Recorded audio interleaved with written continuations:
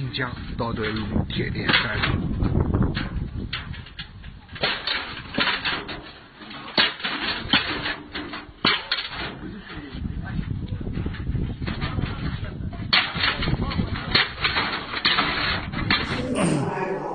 我们是在新疆，这里的每一把刀都跟我们人的身份证一样，还有个2维码。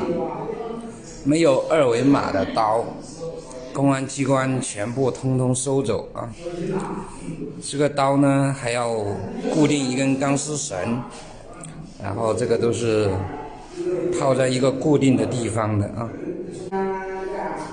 而且每家每户啊，不管你是什么刀，包括剪刀，你到市场上是买不到的，只有在指定的地方买。这是公安机关亲自来套的。新疆的两批战地，嘛子啥带刀，这不啥家伙，那刀都是铁索拴的，他妈呀！